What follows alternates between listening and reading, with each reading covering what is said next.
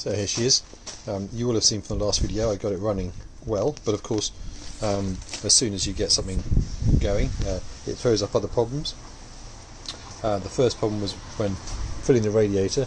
This neck had a leak from under here, so that immediately threw out a load of hot water or hot coolant.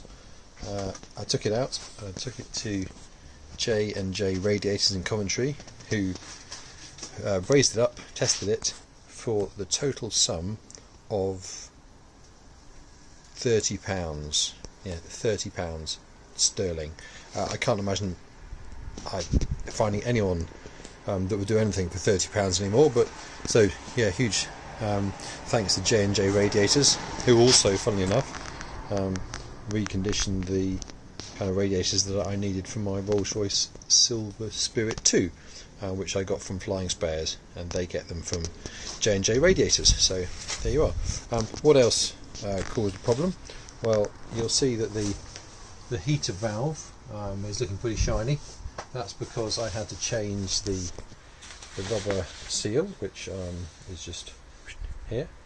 This is the rubber seal that sits kind of that way round in that tap, and these swell up over time, and that causes the heater to stay closed.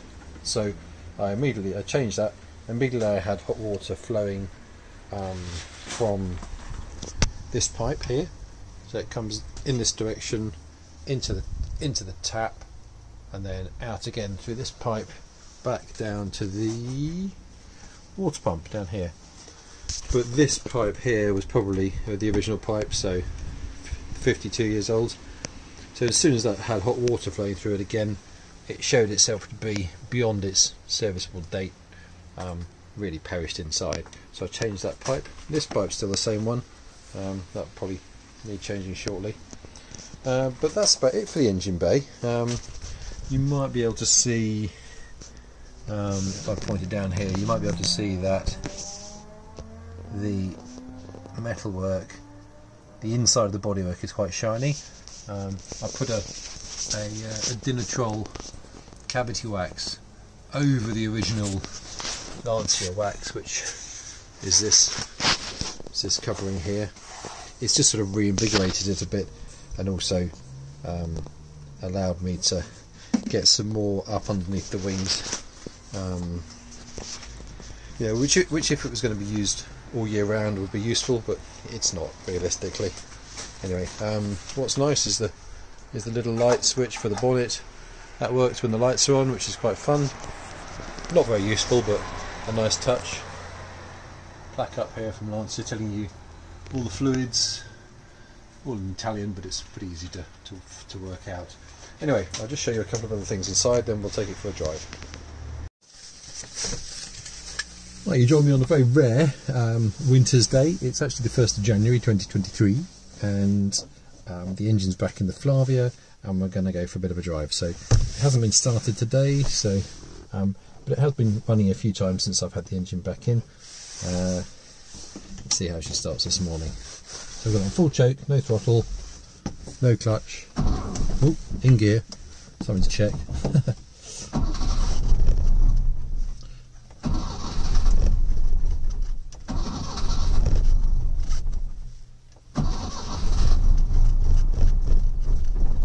Oh, nearly.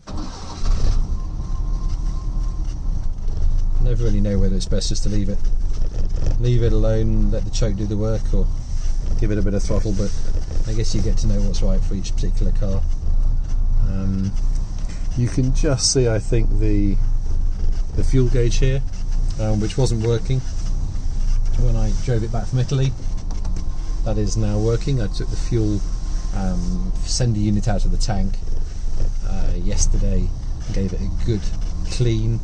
It's just corroded in there, which is the next job, unfortunately, is to take the tank out, give it a good wash out, and I'm going to use electrolysis to try and get the surface rust off the tank. So I'm just going to let it idle for a little bit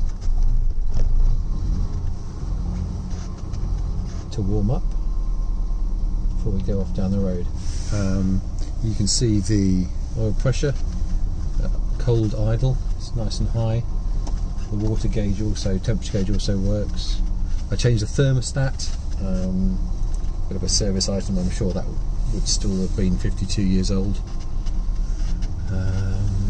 What else? One thing that doesn't work, just down here, this is the wash wipe mechanism switch, which works off a vacuum. This switch is completely stuck solid, so that's my next thing to investigate after the fuel tank, if I can be bothered to get the wash wipes working. Somebody had previously put an electrical motor in there, but we'll see if I want to restore the original vacuum powered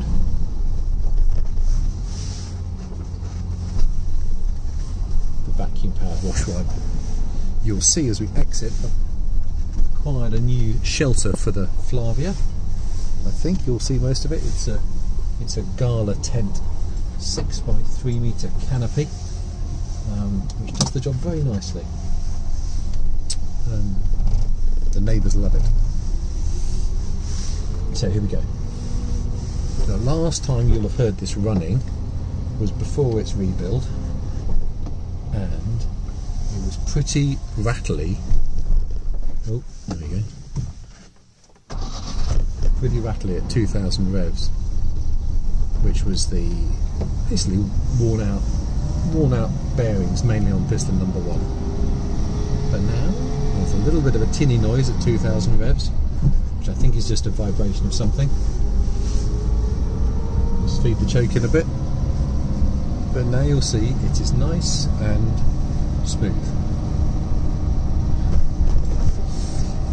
What else have I done? Oh yeah, this is the heater control, so nice and warm. This heater control here was inoperative before, because the little pinch bolt that holds this end of the cable to its housing wasn't fixed, so I replaced that, and that now goes up and down, which is great. When you put it down, it directs hot air down to the driver's feet, but it also ducts hot air through some pipes through the sills into the rear footwells of the rear passengers, which again sort of talks to Lancia's attention to detail and level of engineering, which is why I love the two Lancias that I've got, the Flavia saloon and the Flavia saloon as well. So hopefully you can hear the engine over my jabbering. So the engine's probably done, I think, about 80 kilometres maybe since it's been back in the car. It's been very gently driven. It's just got a 2015 standard classic mineral oil in it, probably a mixture of a few actually. It came back from the engine builder with that in, and I've added some of my own, but after a few hundred miles I'll change it out for I think a Miller's Pistonese oil. So we're just going to go for a quick drive. This gauge occasionally is a little tap for the water temperatures to show, but I don't think it'll be showing yet. But you'll hopefully see the thermostat working over the course of this short drive. And I'm hoping you'll also see the fact that the roads are beautiful and dry without any salt on, as we've had a good amount of rain, and all the salt has been washed off. So for all the people that require salt on the roads, today is not your day to be driving.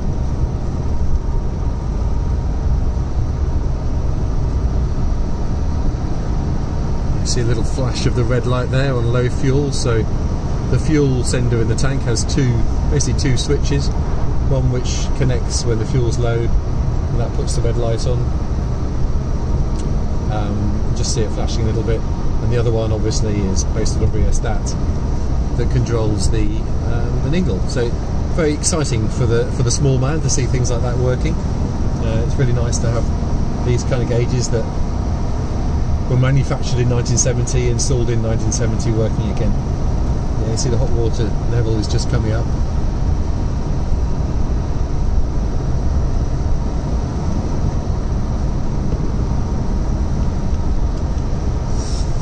those that don't know, obviously the Flavia is a flat 4. This one is an unusual engine. It's an 1815cc, known as a 819302 engine. It seems to be unusual because the more common engine is just the 1800cc engine. This one seems to be a slightly downsized version of the 2-litre engine of its time. So it's got the same stroke to the pistons, but narrower bore, with each what's the word I'm looking for? Each piston being 85mm in diameter. The other thing I had to change, there were 3 main mechanical noises driving this back from Genoa. One was the engine with its rattle. One was the right-hand side, so driver's side front wheel bearing. Now, I don't know whether that was noisy just because it wasn't, the drive shaft, outer nut or inner nut weren't torqued up enough, but I changed them anyway. I changed that side anyway, and now as you'll see coming up to this right-hand bend, there's absolutely no noise from the front right wheel bearing, which is just nice. There you go. Before that would have gone or something like that. So I'm really pleased to have that back in. I reconditioned the drive shafts when the car was off the road. So it's nice to know they got fresh gaiters on, fresh grease.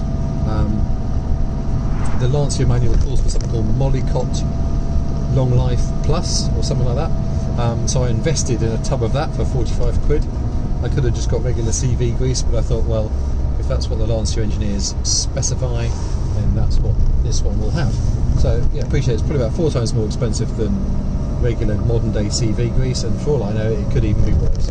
But hey, it's nice to know it's got it in there.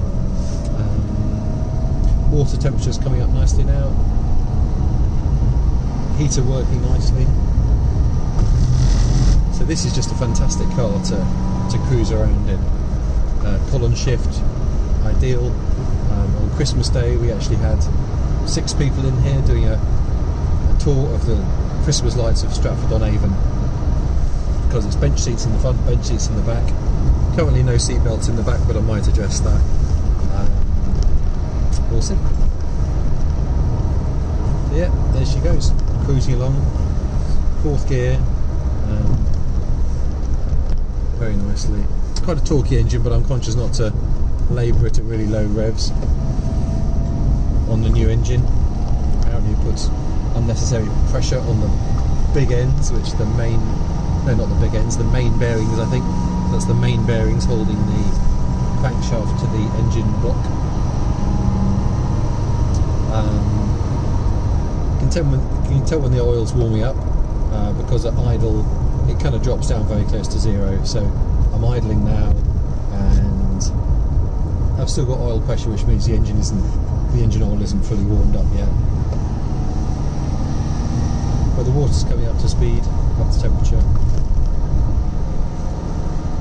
So hopefully you can tell from my voice how pleased I am with its current renovation.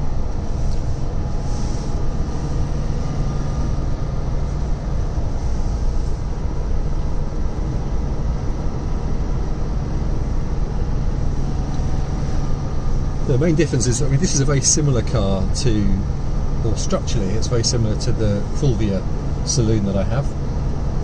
The main differences are obviously the engine. I think the gearbox is pretty much identical. So the engine is a all aluminium flat 4, where the engine in the Flavia is a very narrow, small V4. So this is a bigger engine as well, obviously 1.8 litres, whereas the Flavia is 1.3 in the version I have. The back end is almost identical with the rear axle. The braking system is identical. The brakes on this are better. The servo on this car seems more effective than the servo on the Flavia. That may just be, I'm sure it's a different sort of servo tuned for a heavier car. So the switch gear is identical. This has a column shift, whereas the Flavia has a floor mounted shift. but you could specify this car with column or floor mounted, and you could specify it left-hand drive or right-hand drive in Italy. I still haven't got to the bottom of why people would specify a right-hand drive car in Italy. I'm not sure you can see what's coming, but there's some sort of Ferrari, I think. Not great on my modern Ferraris, but that was one, as it was yellow. Yeah, I still haven't got to the bottom of why someone would specify a right-hand drive car in Italy. I think some people said it's to do with the fact that your posh passenger in the back, sitting rear left, gets a better view of the open road, as you would normally be in Italy driving on the right-hand side, and therefore they would be in the middle of the road and be able to see the road ahead. So that might be right. If you know why Italians were still buying right-hand drive cars in the late 70s, or the early 70s, I beg your pardon, then maybe you could put it in the comments on this video. There you go, that's YouTube speak for you.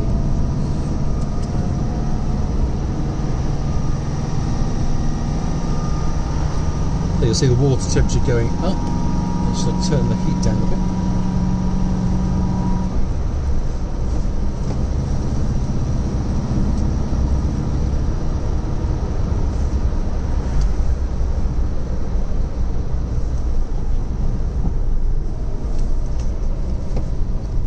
Got a bit of a hill coming up. Just gently climb the hill in third gear.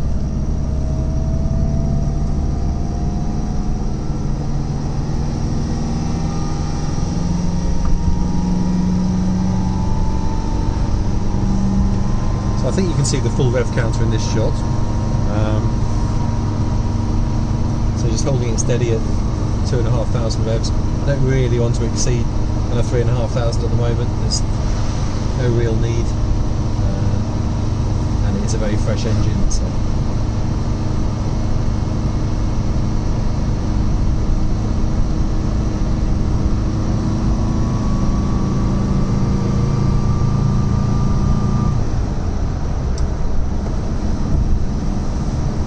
But the steering in this car is fantastic. It's very light, obviously power steering, a ZF system, which is actually a variable system, so it's very light at low speeds for parking.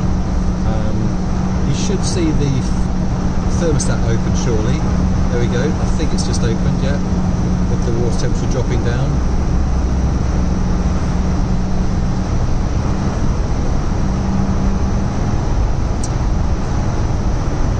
So that's about probably, so 90 kilometers an hour. That's probably should be around 58 miles an hour. 110 is 70 miles an hour. So we're probably doing about 60 miles an hour now, based upon real life speeds.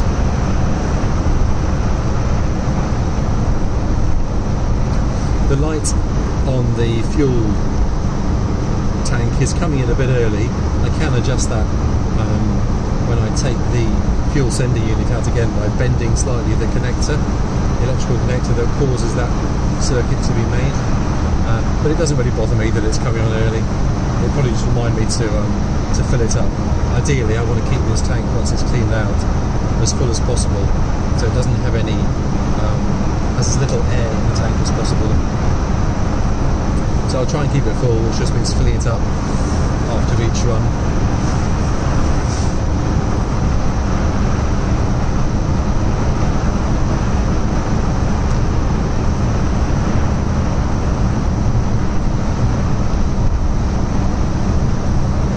So I'd say the saloon version of the Flavia is obviously the least popular, because the coupes are prettier cars, but the saloons are really where I think the best bodies are in terms of structural rigidity and driver experience. So if you're just after a classic to get around in and enjoy, then you'll find that these saloons of all Lancias are fantastic cars. Obviously not the ones that command the highest prices, which means they're great if you want to buy one, but sometimes the maintenance costs are just as high as the more valuable cars, so it's potential that you could be left with a large bill that you don't kind of see the value on the car in. But there's lots of these nice cars in Italy still. I knew this was a sound body when I saw it. Obviously, what I wasn't quite aware of is how little it had been used when I first saw it, and with that comes problems, which I've kind of highlighted, such as the heater, the engine maybe. So there's always a reason that these cars aren't used, and I suspect the owner in 2011, when he last serviced this car, based upon the sticker in the door, knew the engine needed some work, and probably just back then, certainly 10 years ago, in 2011, well, what's that, 12 years ago now, he probably well knew that the car wasn't of a value that warranted a rebuild of this particularly rare engine type.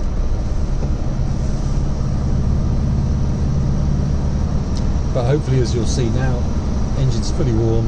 If I dip the clutch, just put it to neutral, you'll see the oil pressure drops almost down to 0, which means the oil's nice and hot.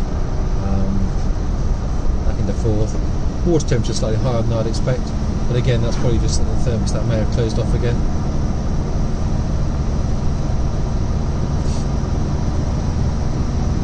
This is the road that some of you may recognise, local to Warwickshire. We're just coming up past Caffeine and Machine on the left-hand side. A very popular spot, but equally popular with people that can't drive particularly well. There's an increased number of police tape on these roads. If you're going to drive quick and you're going to crash, don't hit any of these trees. For the local Caffeine and Machiners, still busy on a day like this. It's ticket only on a Saturday.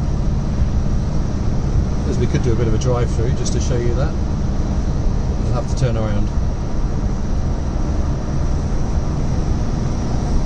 So maybe we'll do that another day. I might even take you out on another one of my cars today, as the roads are so nice. Yeah, looking at that fuel gauge, this light definitely is coming on a bit too early. So I'll tweak that when I take it out to give the petrol tank a clean out. Anyway, I think that's enough of that. Thanks for joining. And this kind of concludes the engine rebuild phase of the Flavia. I think the next one I'll take you through is taking the tank out and giving that a good clean out and de-rust.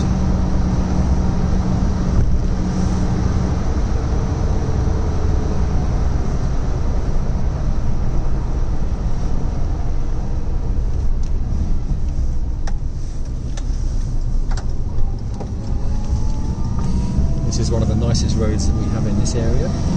It's the road up from the Banbury Road up through Loxley.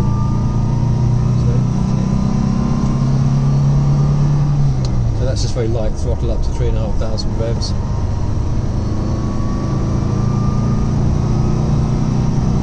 Slightly harder throttle.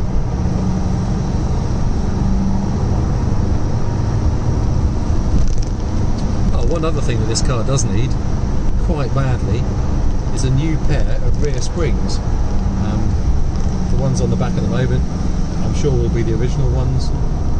They are sitting about 50mm too, or the back end of the car sitting about 50mm too low, which shows itself up in some pretty poor ride quality when the car's loaded. So we did have 6 people in this for our Christmas Day tour at the Stratford Lights. Yeah, I didn't really like the speed bumps. Regardless of how slow, there's basically no strength left in the rear leaf springs. So I could get them reconditioned, but one of the leaves on the driver's side rear is definitely damaged, with a bit missing from one of the leaves. And it looks like the primary leaf spring, the longest one, also has some cracks in it.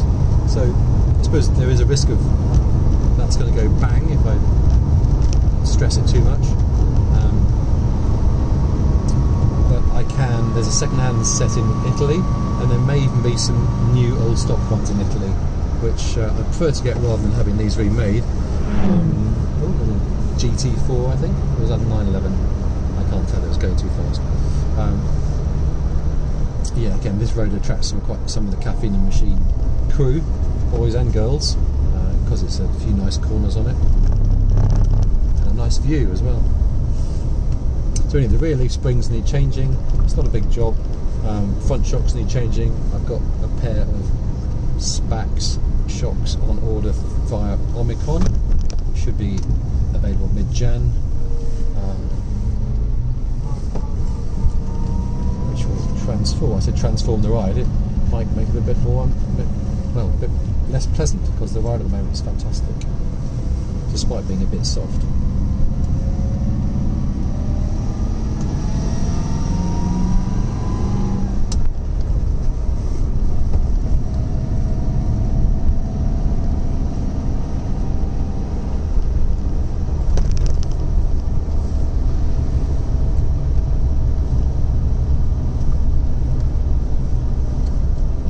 Temperatures settle down nicely now.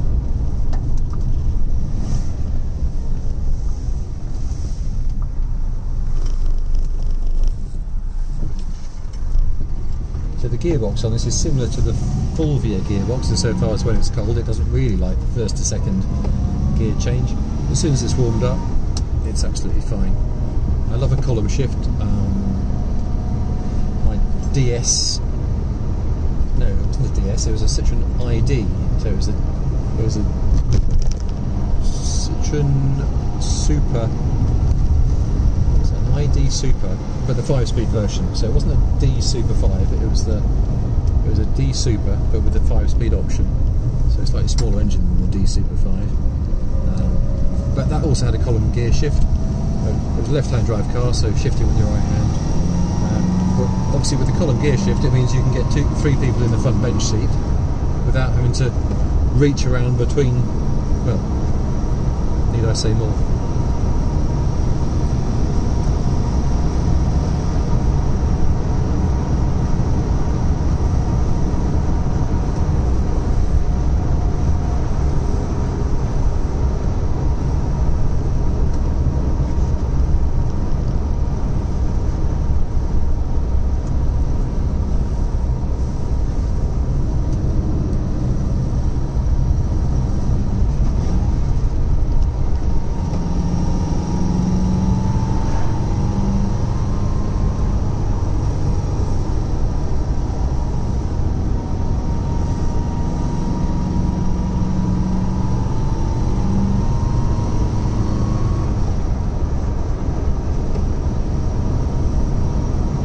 Sure if you can hear it, but I can hear the very slightest of rattles, and I'm pretty sure that's coming from the speedometer, because the frequency of the rattle is very similar to the frequency of the vibration of this needle.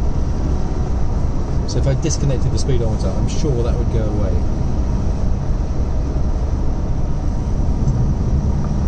But this is now a classic car. Once I've sorted out the rear springs and de-rusted the fuel tank, I'd be very happy to drive it back to Genoa and back home again. It's so comfortable, it's got enough power. I think this engine's about 95 horsepower, maybe 92 horsepower. Not the kind of thing that's worth putting on a dyno. Yeah, that just seems a bit of a cool activity for it, to be honest. But who knows, I might do.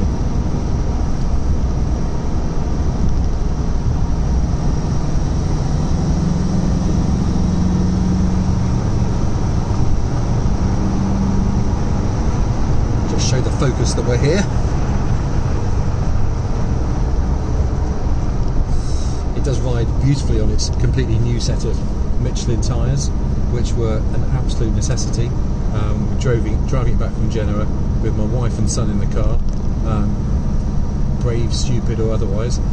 I pretty much realised that once we got to Geneva, it needed new tyres, and luckily there's a place called, I want to say, Pneu Ancien or Pneu Classique, so the French equivalent to Longstone or vintage tyres, which we're very happy to see the car fit a completely new set of 5 Michelins, which was the absolute right tyre for this car in period.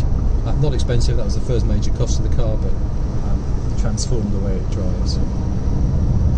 Well, it didn't transform the way it drove then, because obviously I was also battling with a knackered front right wheel bearing and the other strange rotational noise, so the engine, the wheel bearing, and something else I didn't understand at the time, which seemed to be in time with the engine revs at low speeds. was a power steering belt that was literally just about to snap. So when I took it off, when I took the engine out, the belt was completely split and was only held together by the outer fabric of the belt. So the main reinforced rubber part had completely perished, again indicating that this car hadn't had any use for a very long time. Anyway, here we are, very nearly back home, so I'll sign off and get this video edited as best I can. If you've got any suggestions about video editing software that I should be using, I'm happy to take advice to see what I can do better. Anyway, hope you've enjoyed this slightly elongated drive video, and I shall see you again very soon when I start to take the fuel tank out.